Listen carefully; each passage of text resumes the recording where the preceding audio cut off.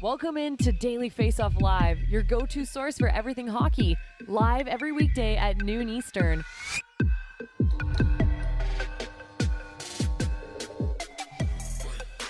Whoever did the polling for the Arizona Coyotes, you have lost some credibility. Welcome into Daily Faceoff Live. It's Wednesday, May 17th, and Daily Faceoff Live is presented by Betano. The game starts now at betano.ca. 19 plus. Please play responsibly. He's former NHL player and current Chicago Blackhawks analyst Colby Cohen. Colby, how you doing? I was laughing at your intro there, Frank. I was wondering if that's what we were starting the show off with. Oh, we're definitely starting with the Arizona Coyotes. Some jarring news coming from Tempe, Arizona. Let's throw 2 minutes and 30 seconds up on the clock. And let's start with exactly that. Coyote ugly. The Arizona Coyotes are in a very tough spot.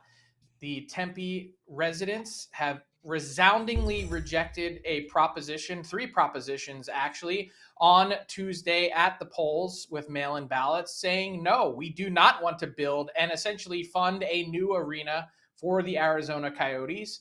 Despite it being hailed as the best sports deal in Arizona history, the voters say no. The people have spoken, which I think is incredibly important, Colby, when you consider the fact that doesn't really seem like they care. They're not having a hockey team in Arizona isn't high up on the citizens' priority list. They were already told from the city of Glendale when leaving their arena, we think we can make more money without you here.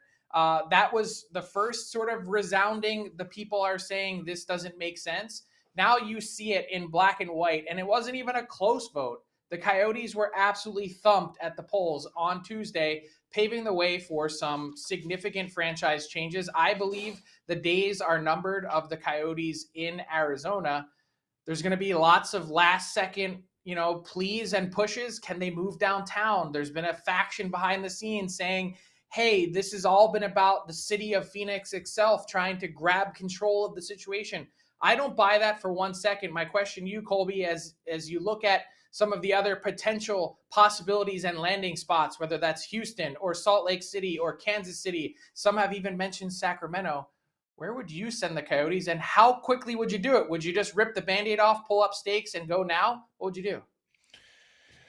Well, Frank, there's a lot to unpack there. And I think first off, these residents have really only heard about the Coyotes for the last 10 years or so in a negative way, whether it when partially evicted from a building, not paying taxes, articles about workplace culture. It just seems like this organization has been grossly mismanaged, and people never really went to the games when it was in Glendale.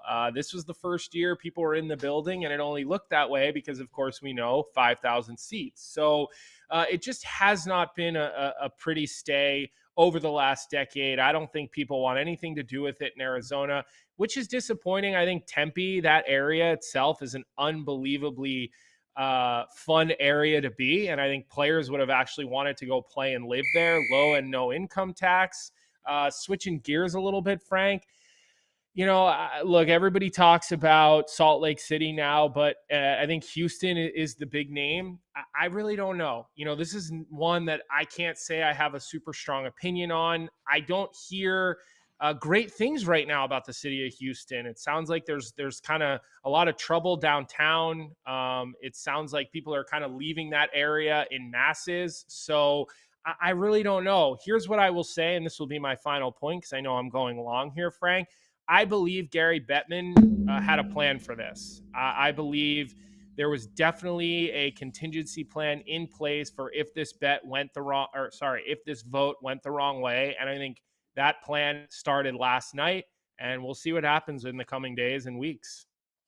Yeah, you see the tweet from Clayton Keller as well, just basically summing up the experience for Arizona hockey fans. Like, oh, this is no bueno. And, the NHL, you could say whatever you want about Commissioner Gary Bettman and perhaps, defending hockey in Arizona at every turn, sometimes even illogically or against all odds. I just don't know how they defend it this time around, given that the people have spoken and said this is not something that we're interested in. So that's one thing. I think you look towards the Oakland A's and a team that's clearly moving somewhere else. even just to fill Mullet Arena next season and beyond, that I think could be a challenge if everyone knows that they're leaving. So they might have no choice but to do this in short order. And I would say, from a point of fact, just look back to 2011. The Atlanta Thrashers were relocated to Winnipeg on May 31st. That leaves 2 weeks from today for the NHL to essentially pull off what is a Hail Mary last-minute miracle to put this team somewhere else for next season and give it a chance to thrive in a new city. I think there's a million reasons why it hasn't worked in Arizona, starting with the move to Glendale, but all that's seemingly in the past now. And I think the other big thing to keep in mind is it's not just an NHL and Board of Governors issue.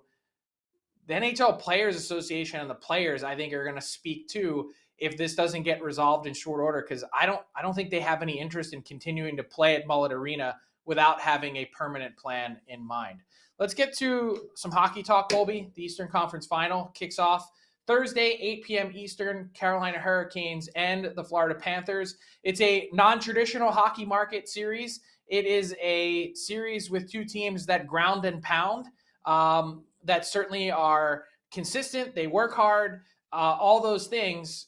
Give me your pick for the series and give me your confidence level, because I got to tell you, when sizing this up, you see the series matchup here, it seems like the margin is razor thin to me.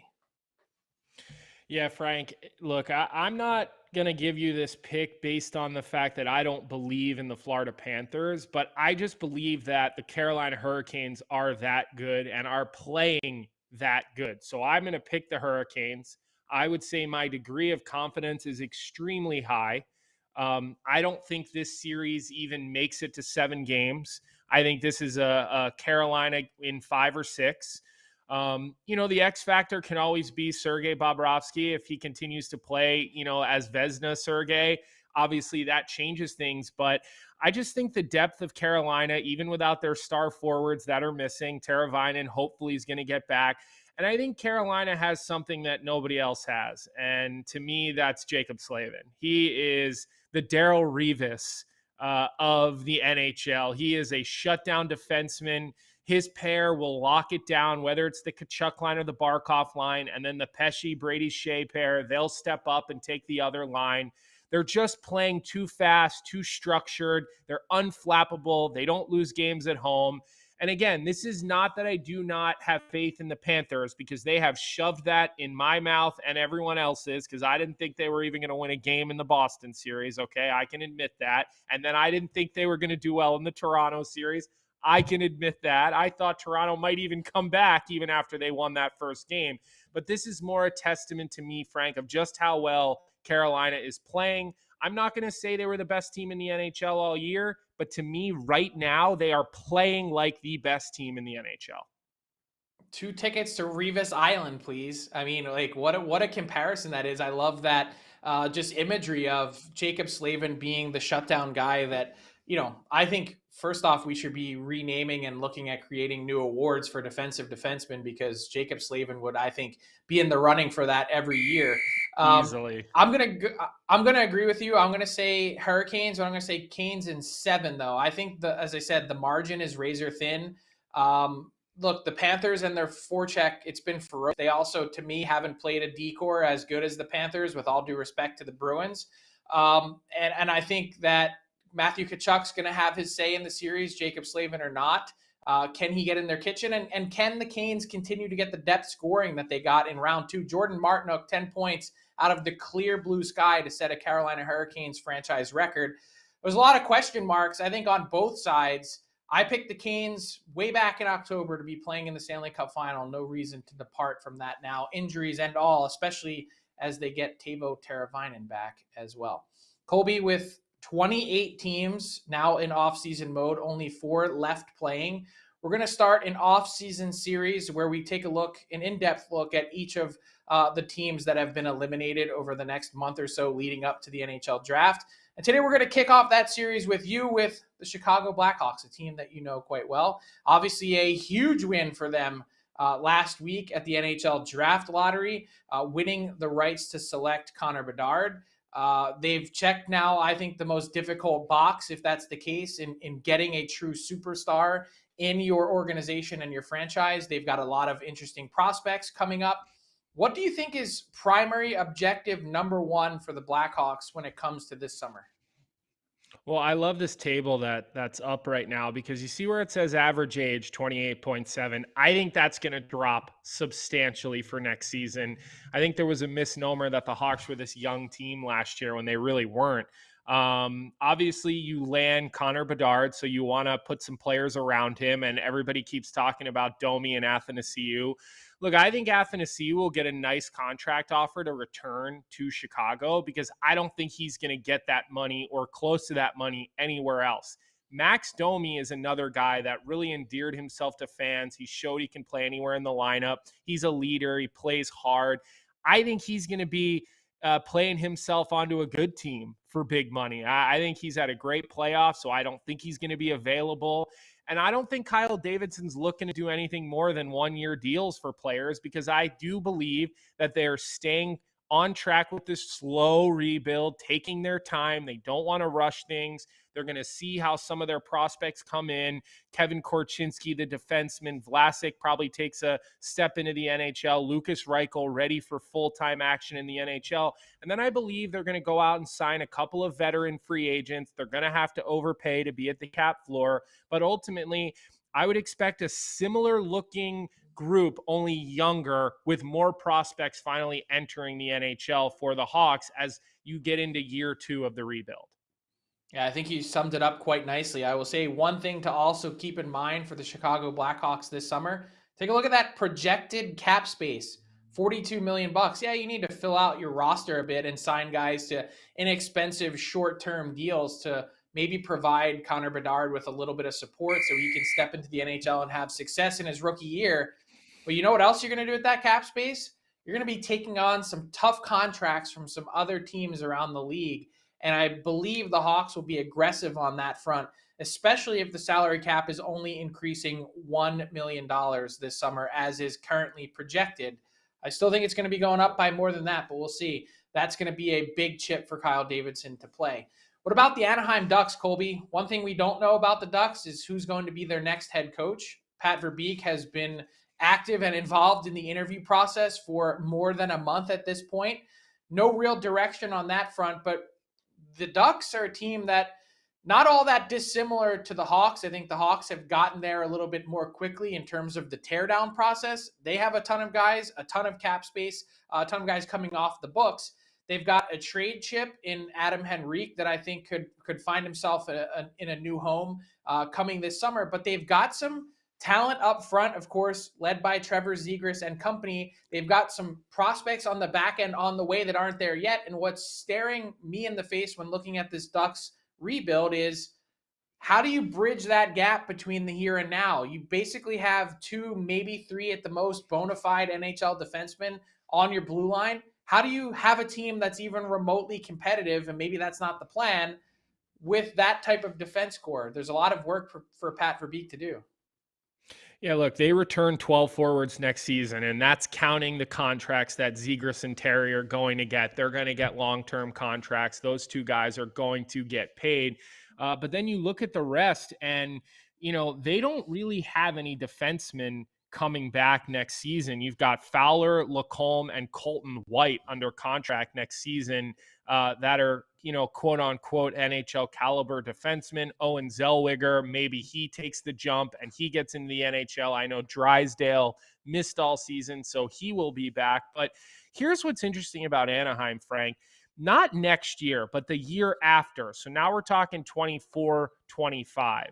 That's when their entire roster can look different. So I'm with you. What do they do in the short term? They're going to draft Fantilli. He's probably going to go into the NHL right away, although we've heard some rumors he may not. But ultimately, they're in my opinion, a much different place than the Chicago Blackhawks because A, I don't believe they have the prospect pool that the Hawks have, and B, they're kind of in this weird stage where they've got 12 forwards coming back. So it's not like they're necessarily out there looking for forward, sure, you could trade Henrique, like you said. There's probably a couple of other guys, but what's going to happen with John Gibson? We hear his name at every trade deadline. He makes your big board quite often in that regard. Cam Fowler, another guy. You need some veterans there to help out, but are you truly going to rebuild and tear it down? That is my question. I've yet to fully see that happen, and that's to me why they're in a little bit of a different spot than the Chicago Blackhawks. Yeah, I think that's their plan. I think it's been articulated. I think it's just a little bit more slow moving in terms of getting there. And when you have someone like John Gibson probably not exceeding expectations, but being in a spot where he makes that team most nights look a little bit better than they are, that hurts. Plus the sort of legacy deals that you had that Pat Verbeek has been trying to pry off of his salary cap, that's been part of it too. Some of those guys have just been immovable, and you needed to get to a point where the deals just expire. So Pat Verbeek, known for his scouting eye. We're going to get to that in a second with the next wave and talk some Adam Fantilli, who the Ducks are likely to select at number 2. But before we do that, if you have any questions for us for our inbox question of the day on the other side of our guest, Steven Ellis, fire them into our chat now on the YouTube stream and give us a like and subscribe as well. Let's get to Steven Ellis with the next wave.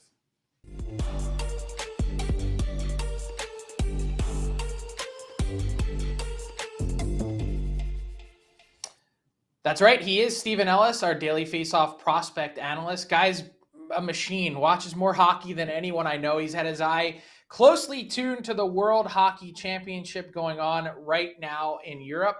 And one of the guys that's been on your radar, of course, not just this year, but going back in years past, is Adam Fantilli, who's playing for Team Canada at these Worlds. How has he looked to you? And more interestingly, what do you make of the rumors that Colby just hinted at that he could potentially go back to college for another year, Steven? Well, it's been nice to see what Fantilli can do against pro-level players. This is a guy that's only played college at this point, and while he had to play against men this year, it's a different animal going against guys that have been playing in pro hockey for 10 years. And so, he started this tournament on the second line. I thought he looked pretty decent there. He has 2 assists. He fell down to that 13 forward role in the most recent game, but I don't think that was a knock against him. I thought he actually looked really good, and he was just used differently. He was playing a different role out there. And I think for him, it's just looking to get that confidence right there. I know some scouts are a little concerned about his hockey IQ at the pro level, and I thought that hasn't been an issue here. I think he's thinking the game really well, and he's playing as good as I would expect for someone who doesn't have experience playing against this quality competition. In terms of next year, I did ask him recently when I talked to him for a story, and I said, like, what's your plan? And he says, I haven't made that decision yet. I think he knows what he wants to do, and I think it was at that point trying to figure out which team was going to draft him, because this was before the draft lottery. But I can say at the U18s, I had scouts and other people from NHL teams asking me, like, they had no idea what was going on. So there's a lot of mystery. I think the best thing for him is the NHL next year. Just the way he was just able to dominate the NCAA in a lot of aspects. I don't know how valuable another year to be there, but the one thing from talking to him, he really values being able to play with his brother Luca Fantilli, and they've spent the last couple of years together, and that's something he doesn't want to give up if he doesn't have to. And but I think there's benefits between the NHL and the NCAA no matter where he goes, but I think next year getting him integrated, likely with the Anaheim Ducks, would be the way to go. Well, Steven, it's always good to hear your opinion on those things. I got a chance to be between the benches in the Frozen Four for Fantilli, as well as call some of his games this year. And I do think he has some room to grow at the college level, especially in that Frozen Four. He did score a highlight reel goal, but there was, room to improve and room to dominate. So it'll be interesting to see your point about his brother. His dad actually told me that at the Frozen Four. I had a chance to have a beer with them the one night, and I do think they were hoping to see the Chicago Blackhawks with the second overall pick, with his history playing in the USHL in Chicago. But another top prospect, a guy that I know you've seen a lot of, Leo Carlsson. He played pro all season. The Swedish Hockey League is a strong, heavy league. You're playing against men. You're not playing against young guys. But let's go to the World Championships, where he hasn't really stood out like I think people would have liked to have seen him take that step in his game. So where are you with Leo Carlsson? Where are you with Leo Carlsson's game? And what are you hearing about where Leo Carlsson will be drafted? Well, I think the thing with Sweden here to take into account is they're not playing as good as I think a lot of people expected for a team that's near the top of the standings. They're not scoring a lot. They're playing a lot of low-scoring games. Their goaltending's been a huge thing here where, Oscar Lindberg is the only guy with multiple goals for the Swedes. But with Karlsson, he's been playing the top line. He's been playing with Lucas Raymond. He's been playing with Alex Nylander. He's had some power play opportunities. And I think, for him being able to play with those quality players, I think he's been able to stand out a lot. Lucas Raymond is definitely the best player in that line, but you see with Karlsson, the way he's sitting in front of that net and he's creating havoc. He's doing stuff that's not being recognized on the score sheet. And, I think I would like to see him shoot a bit more, get a bit more dangerous scoring chances. But, this is a guy who's played against pro level competition all year long. So it's not like Fantilli having to adjust to the bit of the speed difference there and things like that. This is Karlsson's wheelhouse. That being said, I think there's definitely, I would be picking him number 3 if I'm the Columbus Blue Jackets. I think just there's so much potential there for him to be a number 1 center that could do so much for that team at both ends of the ice. Very reliable, very smart player, and a great passer. But at the same time, you look at a guy like Will Smith, just the way he was able to turn the Jets on in that second half, that could spice things up there. But I think with Karlsson, there's a good future there. I'm a big fan of his game. Steven, who else has caught your eye from a prospect perspective at the World Championship? Well, Montreal fans will be happy to hear that Lane Hudson's having a great tournament. He just scored a highlight reel goal today, maybe the best goal of the entire tournament. And I tweeted it out actually. And, just the way he started the tournament, I felt like he wasn't, it looked like he was a bit nervous and, there's the defensive concerns, I think, but just the way he's taken over the last few games, especially rushing the puck, he's so full of confidence right now. He's playing so good. And I think, he could take the long route. We already know he's going back to college next year, so there's that. But maybe he plays one more year at BU. Maybe he takes again the slow road. And I just think that the talent level's there, but sometimes the defensive play or the speed is missing. Another guy that's keeping my attention is Matt Coronado, the Calgary Flames prospect, and just a lot of it isn't on the score sheet there too. Just looking at how good this American team is, and I think the way he's digging for pucks and really competing, he's probably one of the hardest working players on that team right now. Carter Mazar is another one, the Detroit prospect. But, if the way it's kind of working out, if you want to watch prospects, it's the American team right now, the group that's 4-0 right now, and I think kind of defying expectations. No one saw them beating Finland in that first game. Right now, they might be the tournament favorite. Yeah, 2 proud Americans on this panel today. Sorry about that, Steven. USA, the NHL draft goes 6 weeks from tonight in Nashville, Tennessee. Steven Ellis will be there. Looking forward to seeing it. And thanks so much for joining us today for the next wave. Thanks, guys.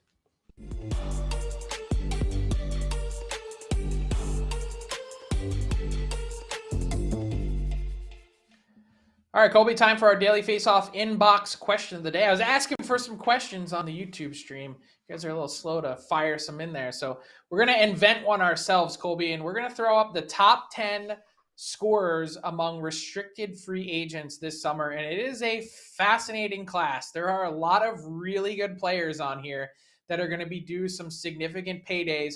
Who is the most interesting to you in terms of either a negotiation factor or in terms of how does all this work and what does he get paid? Oh, this is an easy one for me, and that is number 3, Alex DeBrincat. You probably could have guessed that's where I would have gone with this. And the reason for that being his qualifying offer is close to $10 million. And, he had a good season. He didn't have a great season, 27 goals, which is a good number, but a far cry from the 40-goal pace he was on when he was playing with Patrick Kane in Chicago over the last couple of seasons. Look, a lot of people have talked about the fact that he wants to maybe play in Detroit or he wants to be back in Michigan. This is an American player who's probably looking for a long-term deal. But why hasn't he signed it? Well, partially the ownership group change. I think that's part of it. But also, I think he's kind of in a wait-and-see mode. He's in a good spot with a almost $10 million qualifying offer, walking him into UFA free agency. So to me, Frank, Alex DeBrincat is easily the most intriguing name that I see on this list that I do believe probably will be on the move at some point. Okay, so Devils fans are going to roll their eyes when I give this answer, but I'm going to say Jesper Bratt. It's not Timo Meier. Meier's qualifying offer is $10 million. DeBrincat is 9. But after a second consecutive 73-point season for the Devils, you look at Bratt. They went the short-term route last year. They signed him to that deal, and I think there was some frustration on both sides in getting to that point. A 1-year deal, $5.5 million essentially. They kicked the can down the road, and now they're going to have to pay big time.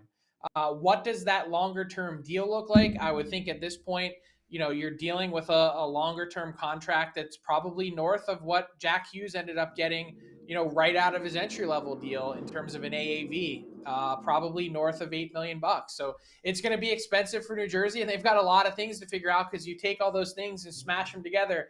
The Hughes deal, the Meier deal, the Bratt deal, like it's going to be expensive for New Jersey now. And all of a sudden, a team that's had plenty of cap space is going to have some considerations to make. So for me, Bratt is the guy, not Meier, that I'm actually more intrigued by on the RFA front. Some good cases here. Vince Dunn, fantastic season for the Seattle Kraken on their back end. Also want to give a shout out to Ryan Sharp, who threw a question in late in the chat. He said, does the Austin Matthews leaving rumors, will they start to fizzle now that the Arizona Coyotes appear to be in peril? Ryan, I don't know how legit they were to begin with. I think Austin Matthews really likes playing in Toronto. And to me, the bigger question has always been, who will be the GM of the Leafs in terms of getting Matthews re-signed and selling him the plan? Kyle Dubas and Austin Matthews, very, very tight. So something to keep an eye on as we move forward here. That big decision is looming for the Leafs. Will Kyle Dubas be back? I think the answer is yes, but we don't know yet. Let's get to Tyler Yaremchuk and our daily Faceoff Betano daily bet segment. Tyler, just killing time between series here as you get to the next one. I have nothing to do, but our friends at Betano do have some series odds up for these two sides. And I woke up this morning, Frank, I went on Betano and I said, damn it, I'm going to find the underdogs for each of these series and I'm going to hammer them.